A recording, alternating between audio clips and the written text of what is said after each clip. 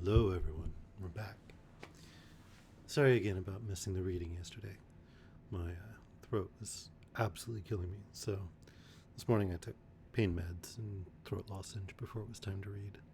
So I should be good to go. Today we're going to be reading the first chapter, the second part of The Merry Adventures of Robin Hood, where Robin Hood becomes a butcher. Part the second, in which shall be told how Robin Hood turned butcher, and how he revenged himself upon the sheriff. Also, of the famous adventures that befell Little John at the Nottingham archery match, and how he entered the sheriff's service.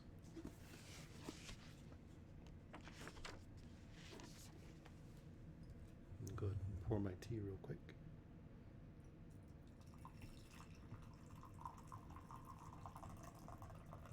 And then we'll get going.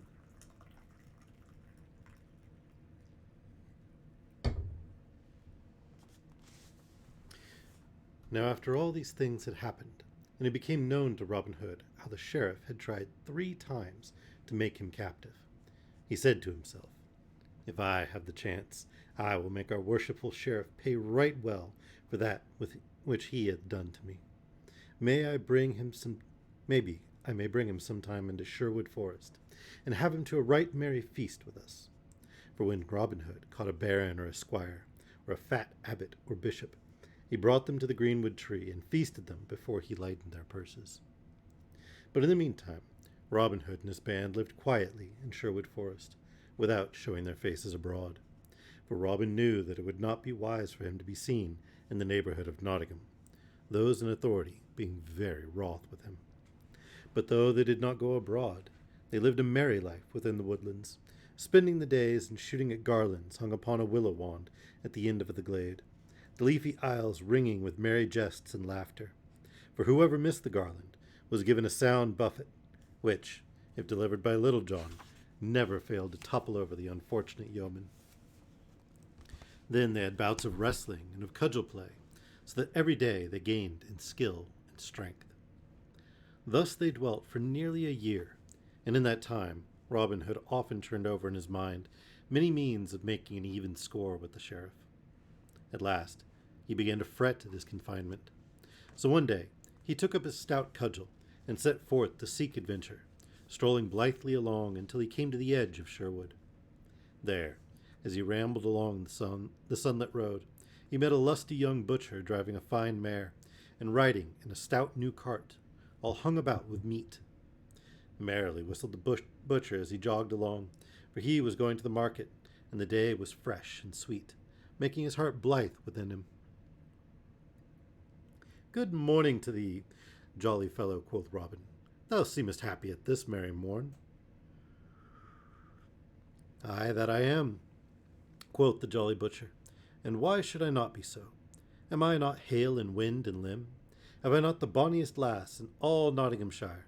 And lastly, am I not to be married to her on Thursday next in sweet Locksley Town?" "Ha!" said Robin, "comest thou from Locksley Town? Well do I know that fair place for miles about, and well do I know each hedgerow and gentle pebbly stream, and even all the bright little fishes therein, for there I was born and bred. Now, where goest thou with thy meat, my fair friend?"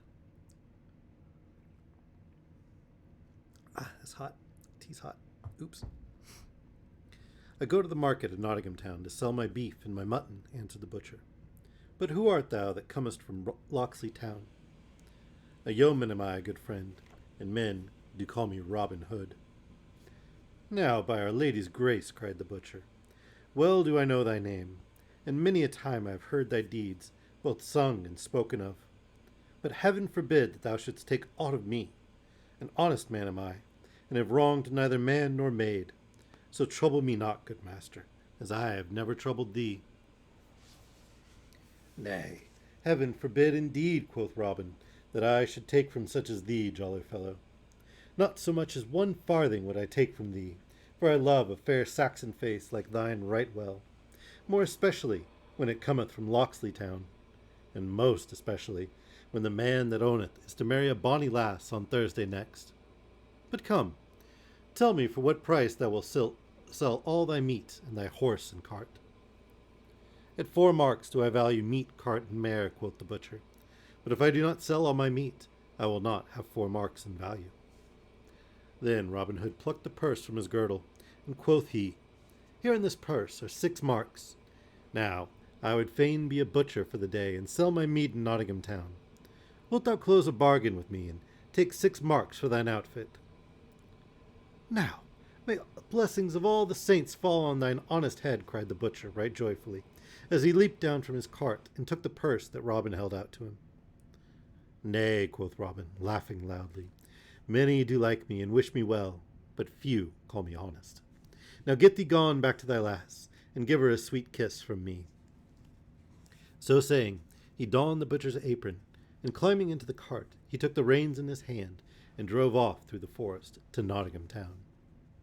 When he came to Nottingham, he entered that part of the market where butchers stood, and took up his inn in the best place he could find. Next, he opened his stall and spread his meat upon the bench. Then taking his cleaver and steel and cladding them together, he trolled aloud in merry tones. Now come, ye lasses, and eke ye dames, and buy your meat from me. For 3 pennyworth of meat I sell, for the charge of 1 penny. Lamb have I that hath fed upon naught but the dainty daisies pied, and the violet sweet, and the daffodil that grow fair streams beside. And beef have I from the heathery wolds, and mutton from dales all green, and veal as white as a maiden's brow, with its mother's silk, I ween. Then come, ye lasses, and eke ye dames, come buy your meat from me. For 3 pennyworths of meat I sell, for the charge of 1 penny. Hey, little dude, glad you could make it. Hey, Jiggly, glad to see you too. Thus he sang blithely, while all who stood near listened amazedly. Then, when he had finished, he clattered the steel and cleaver still more loudly, shouting lustily, Now, who'll buy? Who'll buy?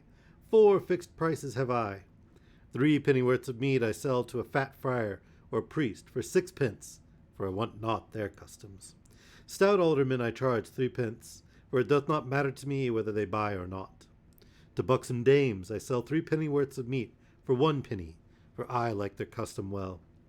But to the bonny lass that hath a liking for a good tight butcher, I charge not but 1 fair kiss, for I like her custom the best of all. Then all began to stare and wonder, and crowd around, laughing, for never was such selling heard of in all of Nottingham town. But when they came to buy, they found it as he said, for he gave good wife or dame as much meat for 1 penny as they could buy elsewhere for 3. And when a widow or a poor woman came to him, he gave her flesh for nothing. But when a merry lass came and gave him a kiss, he charged not 1 penny for his meat.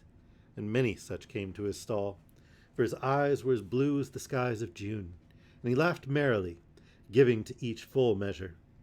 Thus he sold his meat so fast that no butcher that stood near him could sell anything. Then they began to talk among themselves, and some said, This must be some thief who has stolen cart, horse, and meat.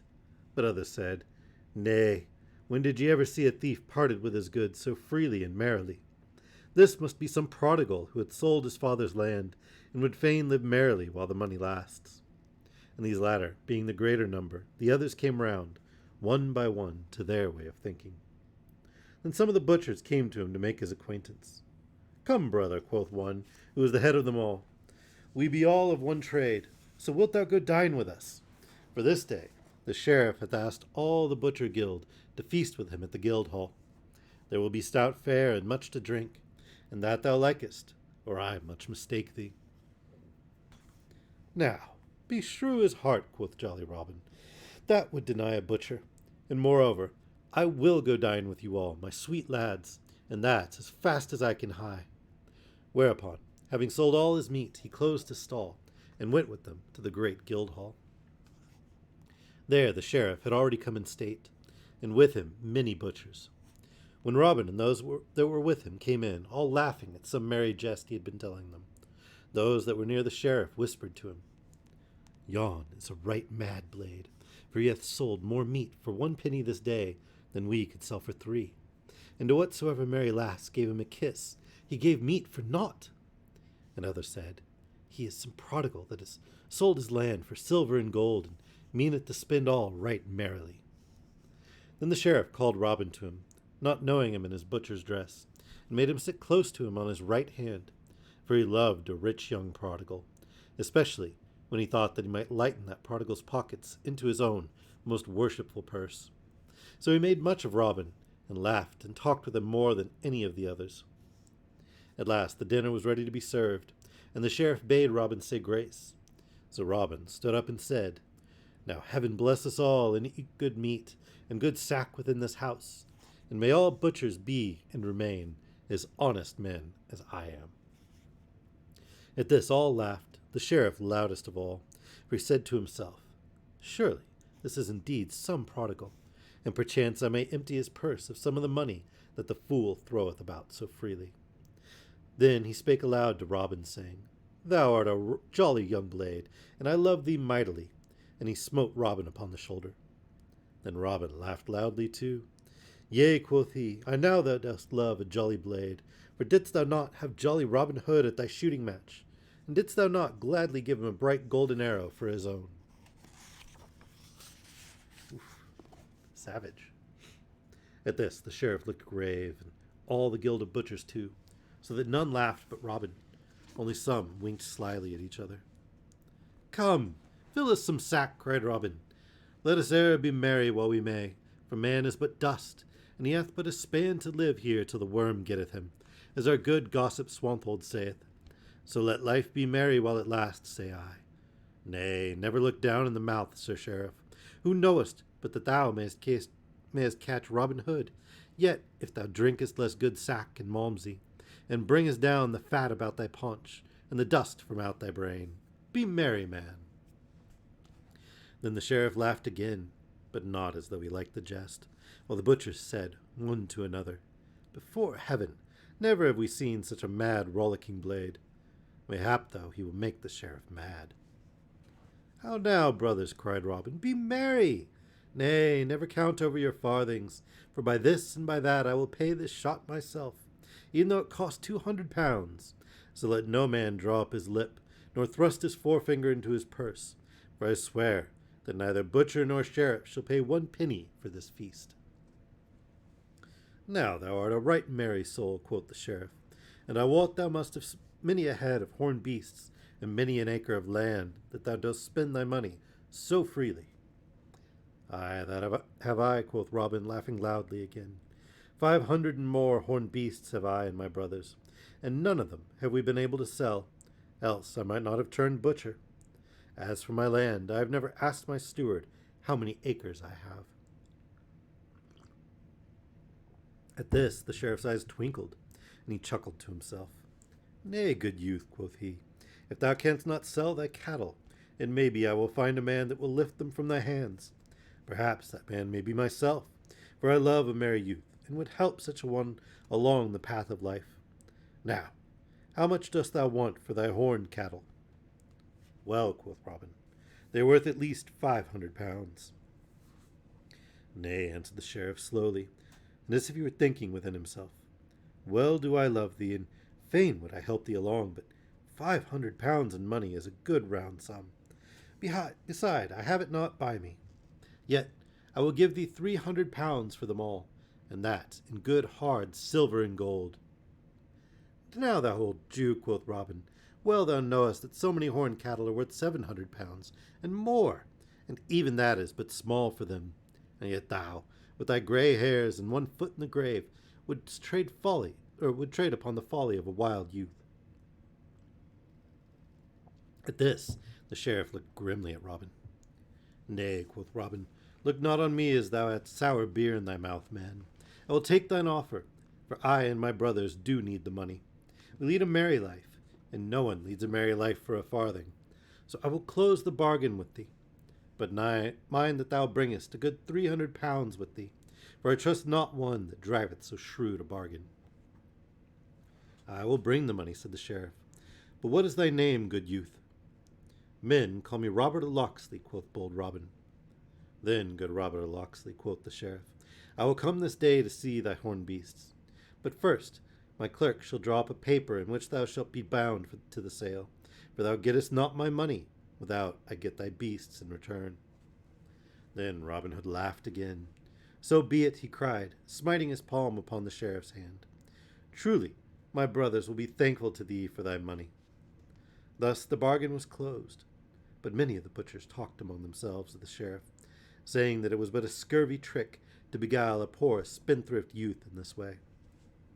The afternoon had come when the sheriff mounted his horse and joined Robin Hood, who stood outside the gateway of the paved court waiting for him, for he had sold his horse and cart to a trader for 2 marks. Then they set forth upon their way, the sheriff riding upon his horse, and Robin running beside him. Thus they left Nottingham town, and travelled forward along the dusty highway, laughing and jesting together as though they had been old friends. But all the time the sheriff said within himself, Thy jest to me of Robin Hood shall cost thee dear, good fellow, even 400 pounds, thou fool. For he thought he would make at least that much by his bargain. So they journeyed onward, till they came within the verge of Sherwood Forest, when presently the sheriff looked up and down, and to the right and to the left of him, and then grew quiet and ceased his laughter. Now, quoth he, may heaven and its saints preserve us this day from a rogue men call Robin Hood. Then Robin laughed aloud. Nay, said he, thou mayest set thy mind at rest, for well do I know Robin Hood, and well do I know that thou art in no more danger from him this day than thou art from me. At this the sheriff looked askance at Robin, saying to himself, I like not that thou seemest so well acquainted with this bold outlaw, and I wish that I were well out of Sherwood Forest. But still they travelled deeper into the forest shades, and the deeper they went, the more quiet grew the sheriff. At last they came to where the road took a sudden bend, and before them a herd of dun deer went tripping across the path. Then Robin Hood came close to the sheriff, and pointing his finger, he said, These are my horned beasts, good master sheriff. How dost thou like them? Are they not fat and fair to see? At this the sheriff drew rein quickly. Now, fellow, quoth he, I would I were well out of this forest, for I like not thy company. Go thou thine own path, good friend, and let me but go mine. But Robin only laughed, and caught the sheriff's bridle rein. Nay, cried he, stay a while, for I would thou shouldst see my brothers, who own these fair horned beasts with me. So saying, he clapped his bugle to his mouth, and winded 3 merry notes. And presently up the path came leaping 50 good stout yeomen, with Little John at their head. What wouldst thou have, good master? Quoth Little John. Why, answered Robin, dost thou not see that I have brought goodly company to feast with us today? Fie, for shame! Do you not see our good and worshipful master, the sheriff of Nottingham? Take thou his bridle, Little John, for he has honoured us today by coming to feast with us. Then all doffed their hats humbly, without smiling. I forgot to change the thing. Oops. I'm sorry. There we go. Then all doffed their hats humbly, without smiling, or seeming to be in jest, was Little John, took the bridle rein, and led the palfrey still deeper into the forest, all marching in order, with Robin Hood walking beside the sheriff, hat in hand.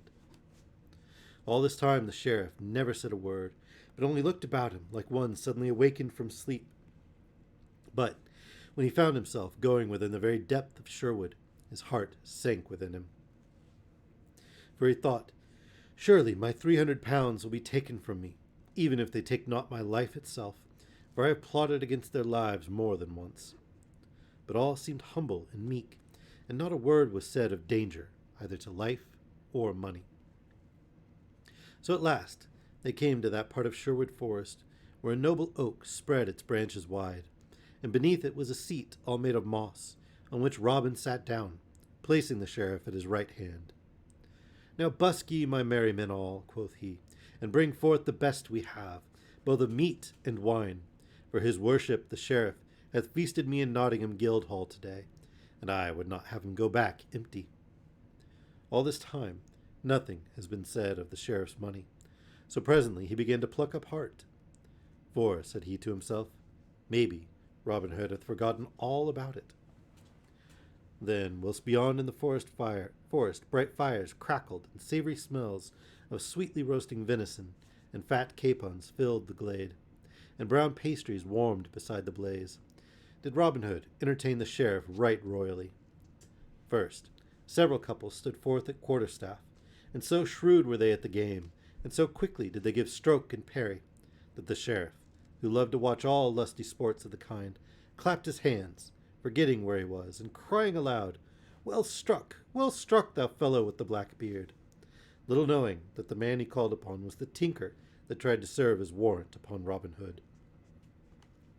Then the best archers of the band set up a fair garland of flowers at 80 paces distance, and shot at it with the cunningest archery practice. But the sheriff grew grave, for he did not like this so well, the famous meeting at the butts in Nottingham town being still green in his memory, and the golden arrow that had been won there hanging close behind him. Then, when Robin saw what was in the sheriff's mind, he stopped the sport, and calleth forth some of his band, who sang merry ballads, while others made music upon the harp. When this was done, several yeomen came forward, and spread cloths upon the green grass, and placed a royal feast, while others still broached barrels of sack and malmsey, and good stout ale, and set them in jars upon the cloth, with drinking horns about them. Then all sat down and feasted and drank merrily together, until the sun was low, and the half-moon glimmered with a pale light betwixt the leaves of the trees overhead. Then the sheriff arose and said, "I thank you all, good yeomen, for the merry entertainment ye have given me this day. Right courteously have ye used me, showing therein that ye have much respect for our glorious king and his deputy in brave Nottinghamshire.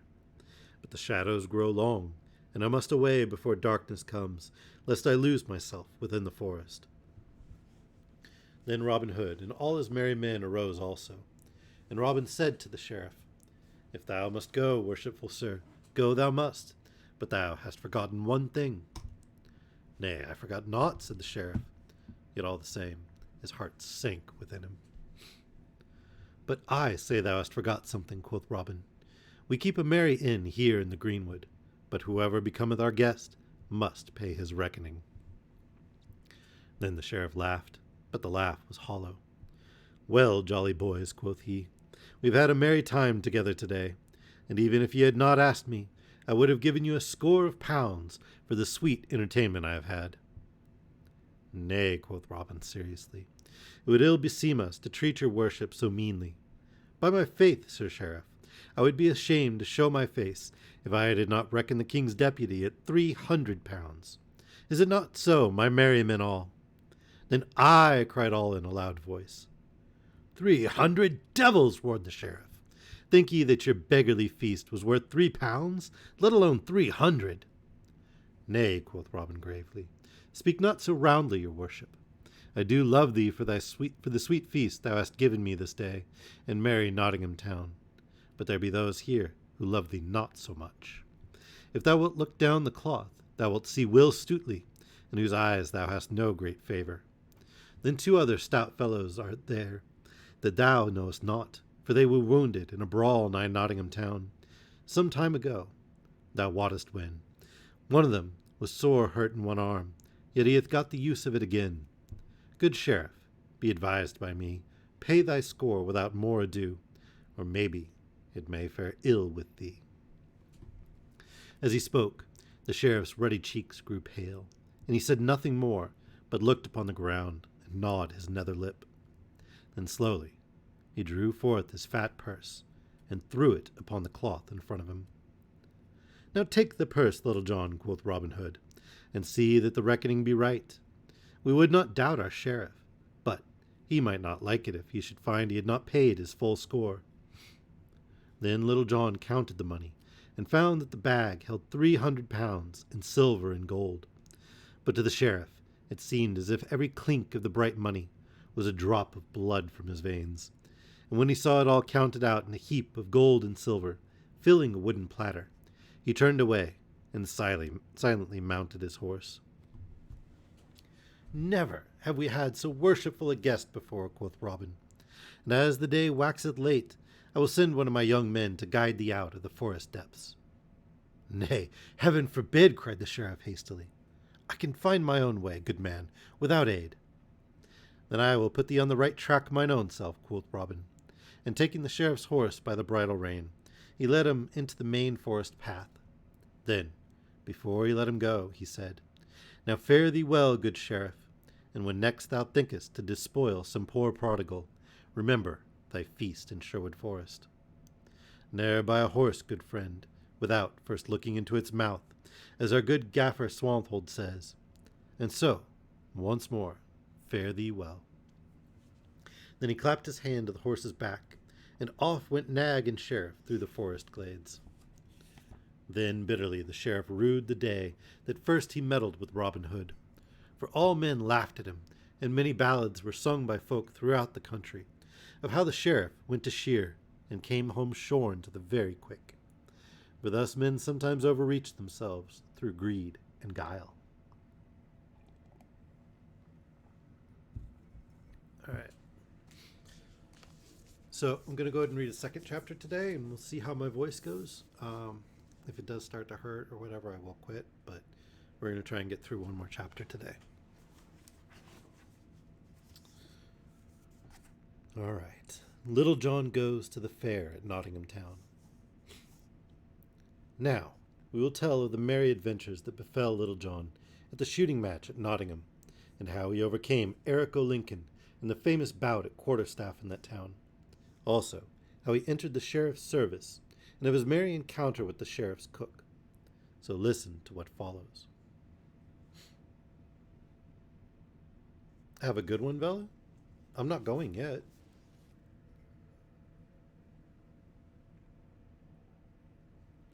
I'm going to read one more chapter.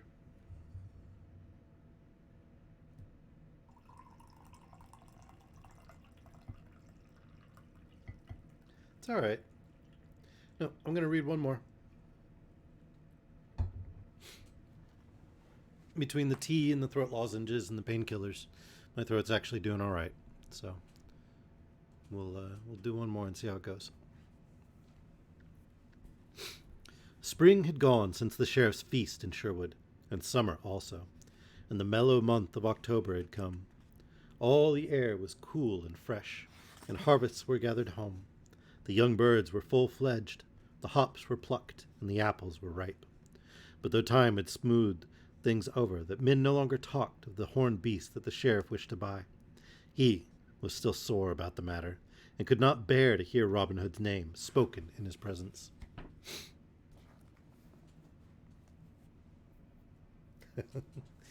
I won't overdo it, I promise. With October had come the time for holding the great fair, which was celebrated every 5 years at Nottingham Town, to which folk came from far and near throughout the country.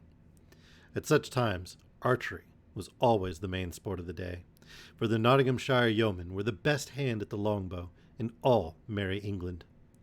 But this year the sheriff hesitated a long time before he issued proclamation of the fair, fearing lest Robin Hood and his band might come to it. At first he had a great part of mind not to proclaim the fair, but second thought told him that men would laugh at him and say among themselves that he was afraid of Robin Hood. So he put that thought by. At last he fixed in his mind that he would offer such a prize as they would not care to shoot for. At such times it had been the custom to offer half-score marks or a ton of ale, so this year he proclaimed that a prize of 2 fat steers should be given to the best bowman. When Robin Hood heard what had been proclaimed, he was vexed, and said, Now beshrew the sheriff that he should offer such a prize, that none but Shepherd hinds will care to shoot for it. I would have loved nothing better than to have had another bout at merry Nottingham Town, but if I should win this prize, naught would it pleasure or profit me. Then up spoke Little John. Nay, but hearken, ye good master, said he.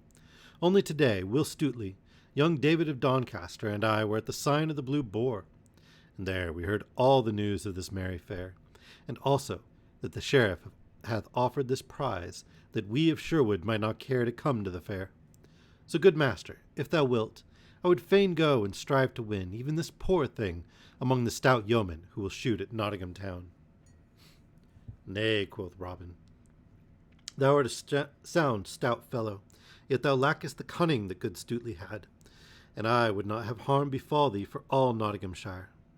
Nevertheless, if thou wilt go, take some disguise, lest there be those there that might know thee. So be it, quoth Little John. Yet all the disguise that I wish is a good suit of scarlet instead of this of Lincoln green. I will draw the cowl of my jacket about my head, so that it will hide my brown hair and beard, and then, I trust, no one will know me. It is much against my will, said Robin Hood. Nevertheless, if thou dost wish it, get thee gone, but bear thyself seemingly, Little John, for thou art mine own right-hand man, and I could ill bear to have harm befall thee. So Little John clad himself all in scarlet, and started off to the fair at Nottingham town. Right merry were these fair days at Nottingham, when the green before the great town gate was dotted with booths standing in rows, with tents of many-colored canvas, hung about with streamers and garlands of flowers, and the folk came from all the countryside, both gentle and common. In some booths there was dancing to merry music, in others flowed ale and beer, and in others yet again sweet cakes and barley sugar were sold. And sport was going on outside the booths also, where some minstrel sang ballads of the olden time, playing a second upon the harp, or where the wrestlers struggled with one another within the sawdust ring. But the people gathered most of all around a raised platform where stout fellows played at quarterstaff. So Little John came to the fair.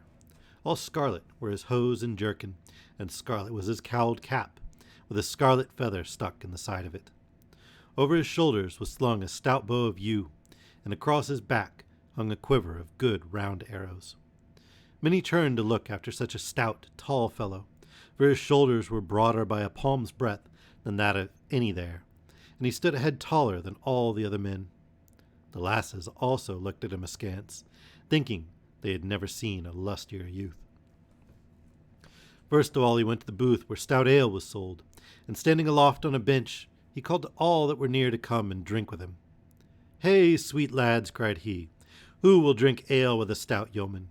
Come all, let us be merry, for the day is sweet, and the ale is tingling. Come hither, good yeoman, and thou, for not a farthing shall one of you pay. Nay, turn hither, thou lusty beggar, and thou jolly tinker, for all shall be merry with me." Thus he shouted, and all crowded around laughing, while the brown ale flowed, and they called Little John a brave fellow, each swearing that he loved him as his own brother, for when one has entertainment with nothing to pay, one loves the man that gives it to one. The next place Little John went to was the dancing booth, where 3 men made sweet music with bagpipes. Here he laid aside his bow and his quiver, and joined in the sport, dancing so long that none could stand against him. A score of lasses came, one after another, and strove to dance him down, but could not do so. For Little John leaped so high, snapping his fingers the while, and shouted so loud, that every lass vowed that she had never seen so sweet a lad in all her life before. Then, after he had danced a long time, he strolled to the platform where they were at cudgel play, for he loved a bout at quarterstaff, as he loved meat and drink, and here befell an adventure that was sung in ballads throughout the mid-country for many a day. One fellow there was that cracked crowns of everyone who threw cap into the ring. This was Eric O'Lincoln, of great renown, whose name had been sung in ballads throughout the countryside. When Little John reached the stand, he found none fighting, but only bold Eric walking up and down the platform, swinging his staff and shouting lustily, "Now, who will come and strike a stroke for the lass he loves the best, with a good Lincolnshire yeoman? Here now, lads, step up, or else the lass's eyes are not bright hereabouts, or the blood of Nottingham youth is sluggish and cold. Lincoln against Nottingham, say I, for no one hath put a foot upon the boards this day, such as we of Lincoln call a cudgel player." At this, one would nudge another with his elbow, saying, "Go thou, Ned," or "Go thou, Thomas," but no lad cared to gain a cracked crown for nothing.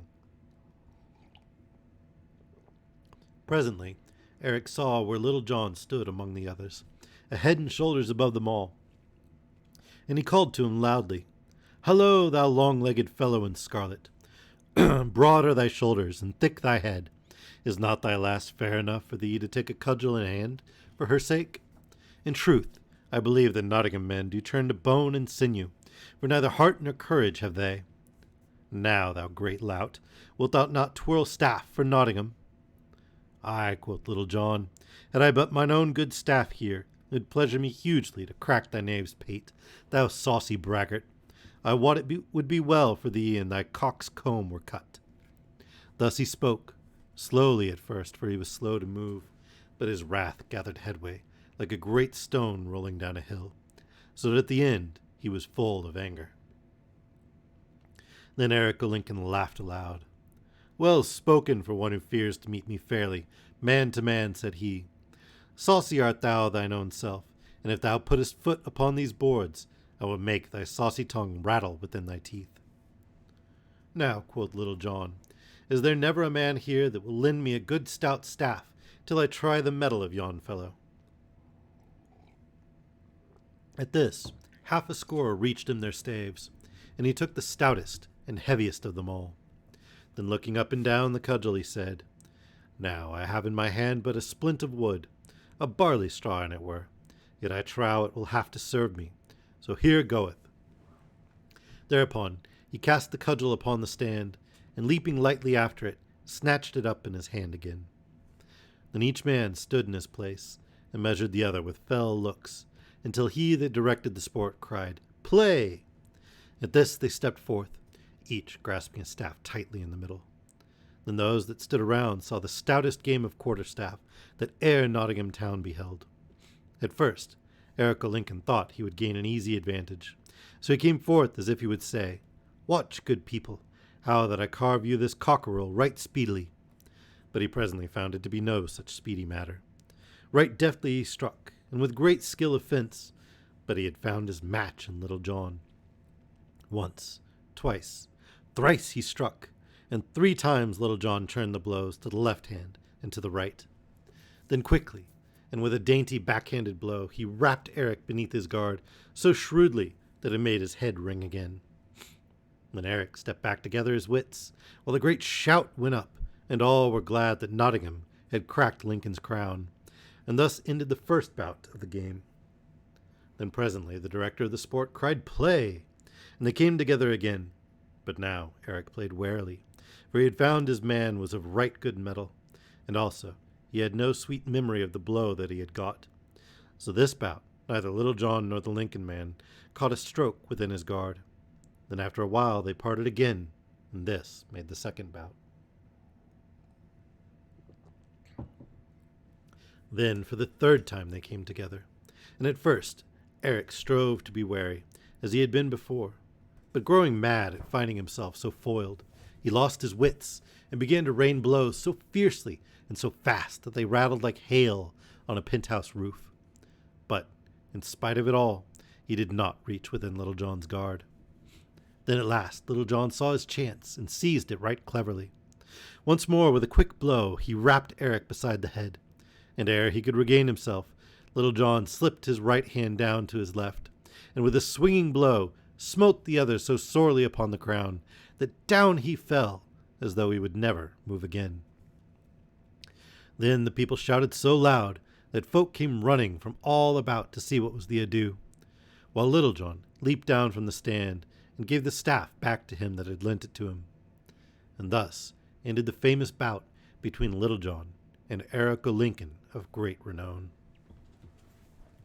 But now the time had come when those who were to shoot with the longbow were to take their places. So the people began flocking to the butts where the shooting was to be. Near the target, in a good place, sat the sheriff upon a raised dais, with many gentlefolk around him. When the archers had taken their places, the herald came forward and proclaimed the rules of the game, and how each should shoot 3 shots. And to him that should shoot the best, the prize of 2 fat steers was to belong. A score of brave shots were gathered there, and among them some of the keenest hands at the longbow in Lincoln and Nottinghamshire, and among them Little John stood taller than all the rest. "Who is yon stranger clad all in scarlet?" said some, and others answered, It is he that hath now so soundly cracked the crown of Eric o' Lincoln. Thus the people talked among themselves, until at last it reached even the sheriff's ears. And now each man stepped forward and shot in turn. But though each shot well, Little John was the best of all, for 3 times he struck the clout, and only once the length of a barleycorn from the center. "Hey for the tall archer!" shouted the crowd, and some among them shouted, "Hey for Reynold Greenleaf!" for this was the name that Little John had called himself that day. Then the sheriff stepped down from the raised seat and came to where the archer stood, while all doffed their caps that saw him coming. He looked keenly at Little John, but did not know him, though he said after a while, "Here now, good fellow, methinks there is that about thy face that I have seen erewhile." "Mayhap it may be so," quoth Little John, "for often have I seen your worship."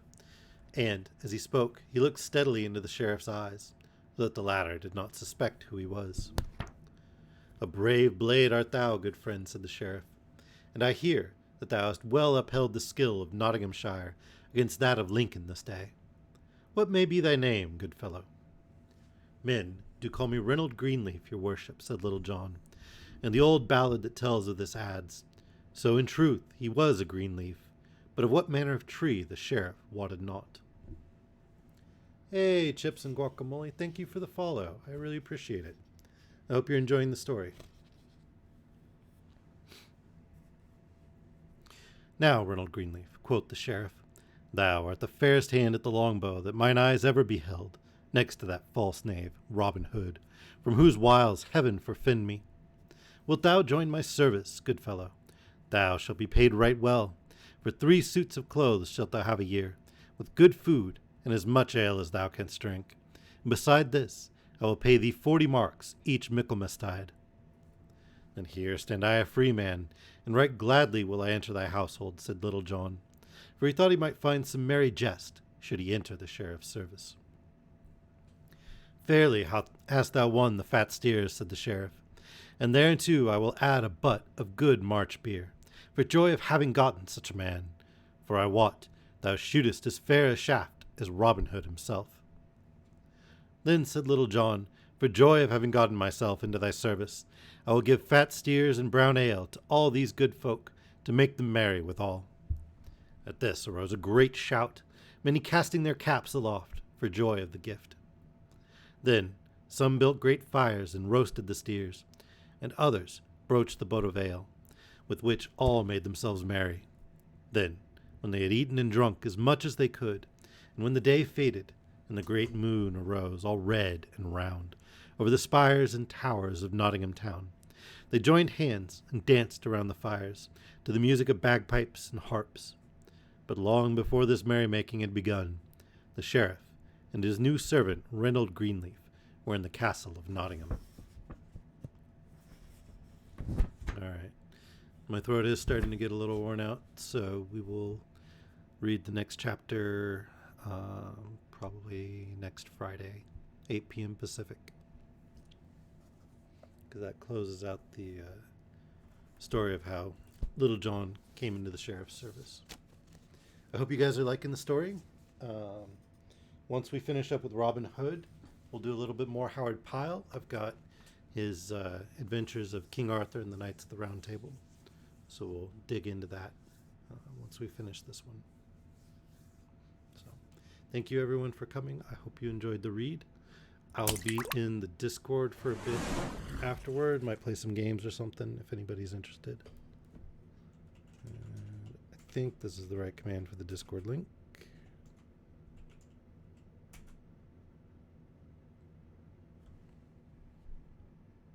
Or not. I'll just post a link in the channel.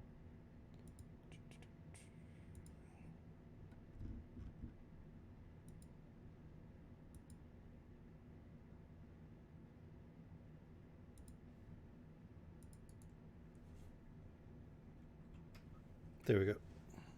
If anybody wants to come join the Discord and hang out, play games, I have a request channel if there's any stories you'd like to hear. They do need to be public domain, but other than that, almost anything's fair game. Yeah, I need to go check and see what's going on with the bot. Find out why it's not working anymore. In any case, please do come join us, hang out, request books that you want to hear, play games together with the people in the community, and hang out with me. There's a YouTube channel as well if you want to hear some of the past stories. I upload all the raw recordings from Twitch to YouTube, and I've started going back and organizing them into playlists and that kind of thing to kind of facilitate it, make it easier to figure out the older stuff, because honestly, it was just an unorganized mess, and I'm sorry for that. I do want to do some video editing, but that's not a skill I possess right now, so I'm trying to learn. Once I do, I'll go back and put in like chapter marks and that kind of thing and clean it up a little more. In any case, hope you have a wonderful morning, afternoon, evening, middle of the night, whatever it is, wherever you are. Thank you for joining me, and I hope to see you again next week. Good night.